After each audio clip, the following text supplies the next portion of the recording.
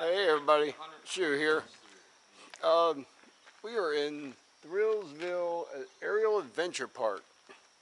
Even though it doesn't look very aerial, what we're going to do is we're going to go underground and do a kayak tour. Literally in an old mine. Our guide, Josh over here, is going to show us around. Show us all the locations down here. It's about an hour long. The average temperature is around 55 degrees, so it'll be a little chilly in there. But we're gonna get ready to get suited up and head in and see what happens. Today we're lucky because there's only 4 of us going in, like not including the guides. But so let's see what the place has to offer. Anytime. We do this year round, every single day of the year. Oh. It's because the same temperature underground. Yeah. But in the winter time, the only difference is this where we're standing right now, this entrance, is it'll have that breeze, 20-something degrees with that cool breeze, cold breeze blowing. They do this year round, show. Yeah. Oh yeah, I believe it. It's underground. Even the holidays. In the winter, we don't get a whole lot of people, but they do start coming in when it's still cold, you know, pretty in between spring and winter. So. Hey, if you guys are ready, we'll ease down and go over a couple of real quick tips for in here, and we'll get going. If you want to go ahead and get familiar with where your light is on top of your helmet, later on we're going to do a little lights out. And, oh gosh. It's a little tougher whenever you can't find where the button is. Everyone's reaching over each other's kayaks. Let me grab this real quick. So guys, a couple quick tips. And here, the taller the paddle, the better. You don't want to be able to, preferably don't want to be able to cup your hand over the top. Because, let's say, at 40-degree water, you want to try to keep it from splashing up in your lap. So, taller the paddle. Other thing, instead of your regular kayaking, in here you're just barely moving. If you raise it up above your head, that rubber flap is not going to stop that from covering your lap. By the time you come out, you're going to be fairly wet. So, that. Just a couple tips, and like I said, we'll go through that natural spring later. When we get up there to it, there's just 4 of us, so we're not going to have to worry about it much. Just be careful. If you go underneath it, from my experience, about halfway through, you're probably going to want to come back. You got, as you already know, you got about 10 minutes to hypothermia, depending on your weight, and 40 degree. So we want to stay dry as we can. Yeah. You can go ahead and hop in there. Come here and hop in. Out. I'm not to smack anybody here. All right. Let me put this way while you're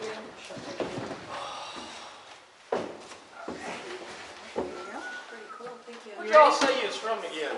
New Jersey. New Jersey. Nice. What part of New Jersey? Atlantic City.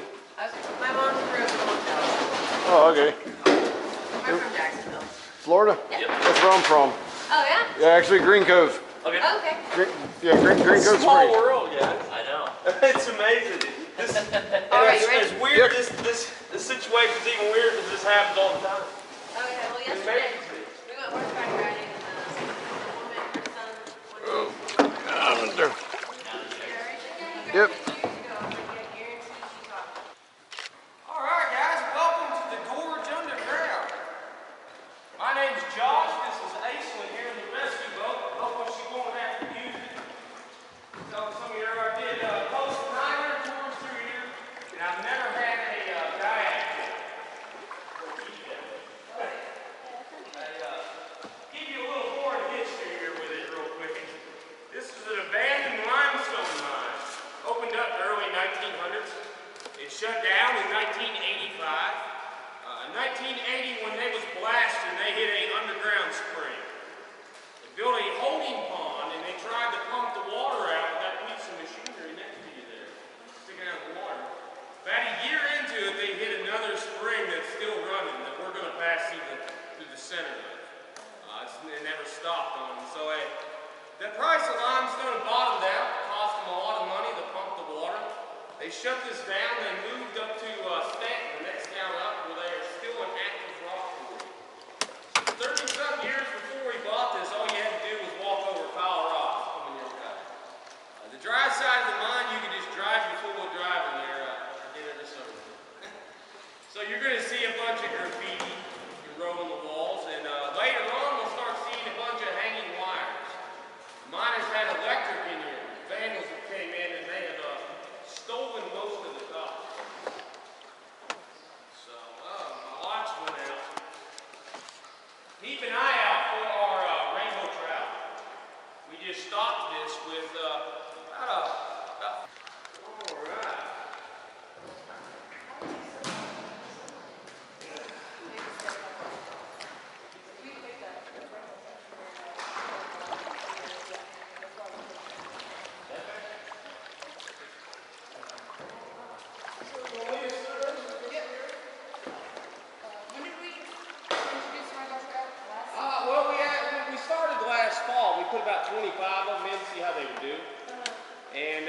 did good. So about 2.5 months ago, we just stocked this other 100 of them.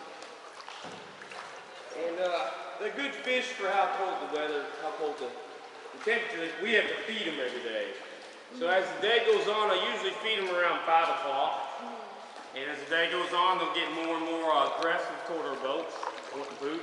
I'll give you a warning though, you have little black screws on the sides of your kayaks, on the walls. And sometimes they mistake them for fish food. So they might come up and smack your boat a little bit.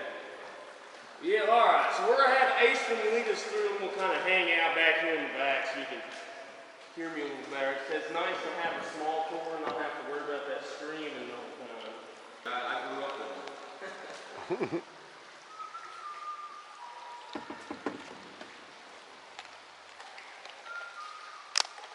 Keep an eye out if everybody's right when we get closer. They'll probably know you're going to see some of the fish that will illuminate them a lot better. They'll probably surround us if you're about it. We're like taking a tour with us. Your boat is loaded with them. Usually, we're getting to the point now where a few of them usually do tag along for the whole trip. Especially if they get hungry.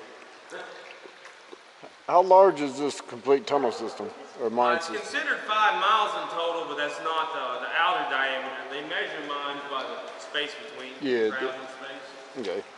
So there's probably close to 70 columns in your total. Oh, nice. 2/3 of this is flooded and 1/3 of it's dry. This next room that we're going in, we like to call it the royal room. You get back in here, if you look up at the ceiling, it'll be covered in fool's gold, pyrite. Pyrite. And mostly in here, it's the fool's silver. We'll see a bunch of the iron pyrite later that looks more like a traditional gold color. Those springs that we're going to pass through in a few minutes, we've had that water tested a couple times, and it's pure enough that we can legally bottle it and sell it. It's what they make Kentucky bourbon whiskey out of. Limestone filtered water. I wouldn't drink the water out of the mine though. There's backwater. There's that dead raccoon. We'll take it back to show them. They want to see that. That raccoon. Oh, and, yeah. Drunk man threw up in here last year. Oh, nice. Well, equipment and other things, but the water from the springs is very pure.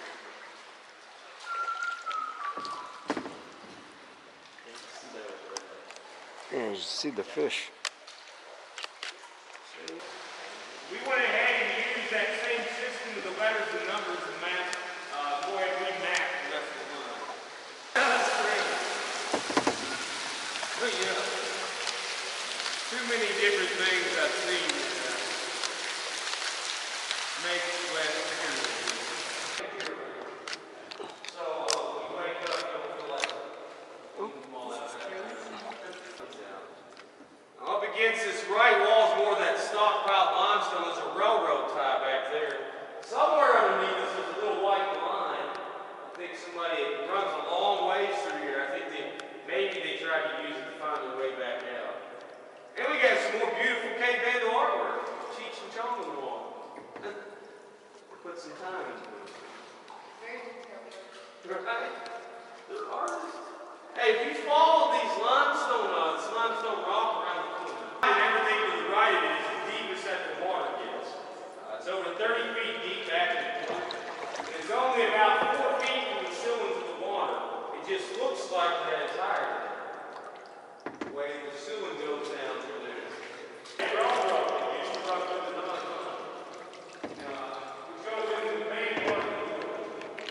It's actually the only thing they use in Midway. It has a petroleum-like oil basically. Once upon a time, it was a liquid that worked its way into a wick very seeming wall. So two different cattle shoots, two different tree roots that met each other. And it starts right here above Aislyn's head. It wraps all the way around the ceiling. And it starts zigzagging behind that wall and it ends at that face. There's another kettle bottom above us. This is considered medium size in the coal mines. So it gives you a good idea of just how big that snake kettle is.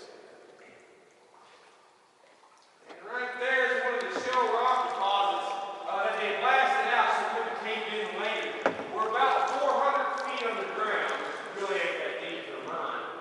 But it goes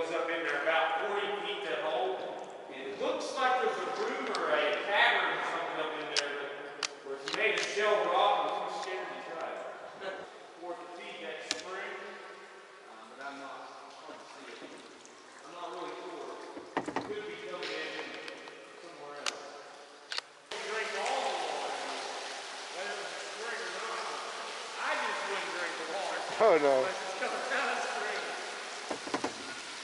But yeah, too many different things I've seen make less clear. We bottled some of this. It's just you get wet the whole time trying to get the water. We bought last year. We drunk a fair amount of it. You can taste the iron. A little stout iron, but the testing says that it doesn't hardly get any more pure than that. If you're looking for micronutrients, it doesn't get any more pure. This area here, we normally would start showing you a few of the little Appalachian brown bass. But the last one came out probably about 3 weeks ago. They leave out in the summer, they don't come back at the end of September. They only get about 2 or 3 inches long. The good news is we have a continuous airflow, so we don't have to worry about any of the white nose syndrome or anything that's killing the bass. Plus, if they wasn't brown bass, they're not going extinct or any of that on the list, we can still do forward. But if we ate any of the other bass, we have to shut it down. Most of that. We had a colony of long-eared bass taken on the dry side last year for about a month. Before we don't do forward over there, we didn't have to worry about shutting it down. They only try to do it, so they'll come back again this year. They go back 3 weeks in the spawn.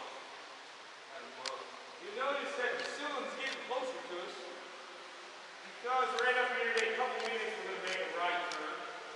We're going to be entering the deepest part of the line. The water's about 25 feet deep in the center. The easy way to know the depth is where we're at. They cut this at 35 feet from top to bottom. They just cut it at an angle. So you can gauge the distance from the ceiling to the water. It'll give you a good estimate on how deep and where you're at in the center. What I got to say, when I first started doing these, it was because of mapping. We didn't have the last mapping from 1950. It's called Fake It Till You Make It because there wasn't any routes for it. It's terrifying. Let's come in here and get lost and pretend like we knew where I was at. But over time, me and another guy developed about 10 different routes. And since then, we've narrowed it down to two, with mine instead. Who says these 2 routes are the safest that he's ever been in the line. So said I've got 4 kids, I'm happy with the safety. We'll stay with this solid limestone sheet the whole way. No loose rocks. Makes it a lot easier. There's a little piece of the drill bit. Well, I'm guessing they must have got the 12 here earlier.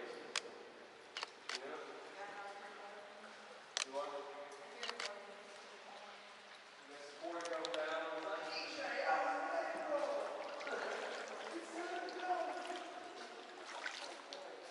Hey, when we get back into this next room, we're gonna go back in a little back cavern and work our way to a stop.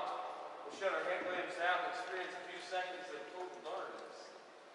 Because this area we're going in is one of the furthest from the entry we went in, so the least amount of light travels. I know some of these probably experience that, not all of you. It doesn't get any darker than this is we are entering the final hallway back out. I hope you all had a good time. Oh yeah. Get an opportunity. Go on Facebook. Leave us give us a like. Leave us a review. Once you see that natural light from outside, you can go ahead. You can turn your headlamps out, and you can use that natural light to guide you the rest of the way. Like I was saying earlier, this is really, as you can see, a really pretty area to get some pictures. It's better. Usually, it's better in here without the flash.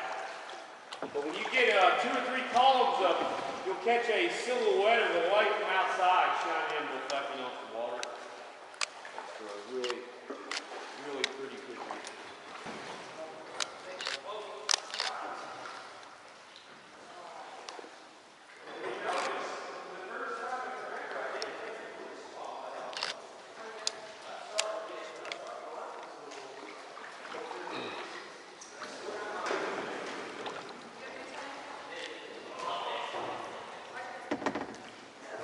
I'd say it's really the only place.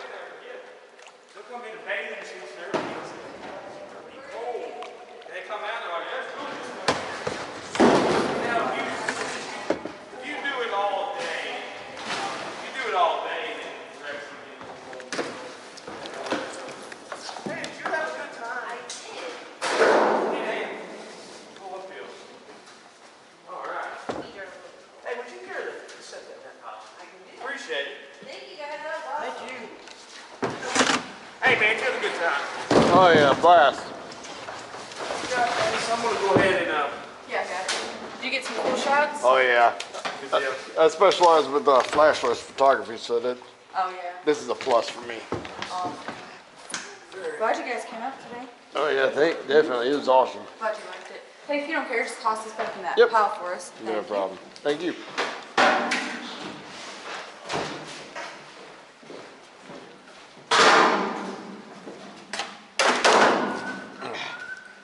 All right, there you go. There you have it. We just finished the underground kayak tour with Aislyn as our guide and Josh is our other guide. Awesome that took us all the way through the cave, whole 9 yards.